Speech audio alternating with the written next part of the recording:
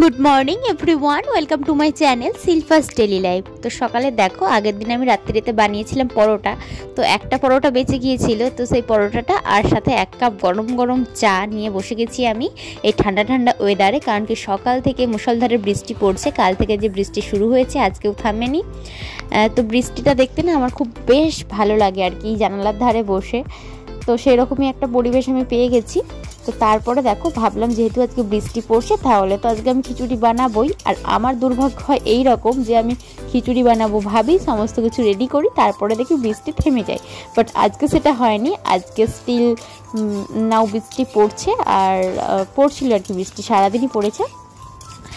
আর আজকে না আমি সাইকেলটা আনতে যাব কলেজে, যেহেতু বাড়িতে একটা চাবি আছে, ভাবলাম গিয়ে সাইকেলটা কলেজ থেকে নিয়েই চলে আসি। কারণ কি এরপর বেশ কিছুদিন কলেজ ছুটি থাকবে, সেই জন্য আর কি। আর বাইরে যেহেতু সাইকেলটা পড়ে আছে, বাড়িতে মনও টিকছে না, তাই ভাবলাম ঝটাপট রান্না সেরে নিয়ে তারপরে আমি যাব। তো খিচুড়িটা বানিয়ে রেখে আমি চলে গিয়েছিলাম সাইকেল আনতে।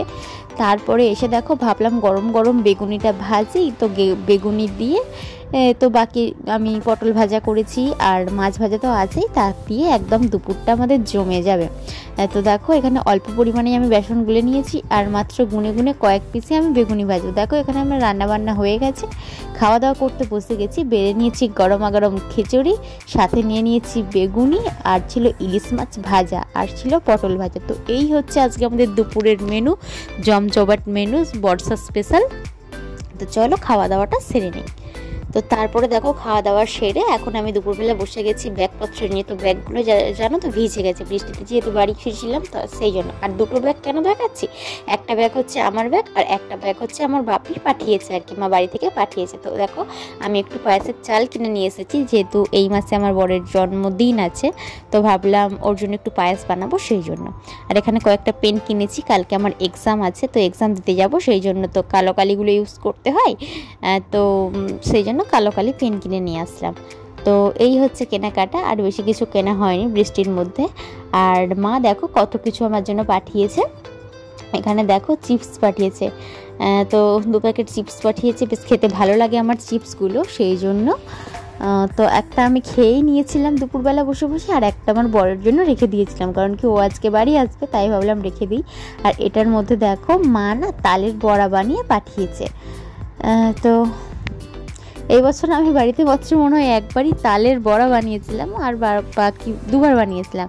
তারপর বানাবো বলে আর বানানো হয়নি। তো বেশিরভাগ সময়টা মা পাঠিয়েছে, মোটামুটি 4-5 বার মা পাঠিয়ে দিয়েছে তালের বড়া। আর আমি দেখো একটা খেয়েও নিলাম। তো ভাবলাম এখন রেখে দিই, দুপুরবেলা খিচুড়ি খাওয়া দাওয়া করেছি, তো এটা আমি পরে খাবো। তো টিফিন বক্সটা বেশ ভালো লেগেছে, তাই দেখছিলাম যে এটা কেনা না কি, দেখলাম যে হ্যাঁ এটা কেনা, সুন্দর কোয়ালিটি টিফিন বক্স এটা, তো সেই জন্য। আর চলো এটাকে আপাতত আমি রেখে দিই। আর পাঠিয়েছে গাছে পেঁপে হয়েছিল, তো গাছের পেঁপে পাঠিয়েছে, তো প্লাস এই যে লজেন্সের প্যাকেটটাতে পাঠিয়েছে। তো পেঁপেটা খেতে আমি ভীষণই ভালোবাসি, তো সেটা তরকারি দিয়ে হোক বা সেদ্ধ করে হোক, সেই জন্য আর কি পাঠিয়েছে মা বলেছিল ঢ্যাঁড়স পাঠাবে, আমি বললাম না, আমাদের গাছে প্রচুর সবজি হচ্ছে, ঢ্যাঁড়স হচ্ছে, পাঠাতে হবে না, শুধু পেঁপেটাই পাঠিও। তো এবার ব্যাগপত্রগুলোকে না একটু মানে পাখার হাওয়াতে শুকনো করতে দিতে হবে, কারণ কি ভিজে আছে। আর এই যে এই জিনিসগুলো এখন আমি গুছিয়ে রাখি।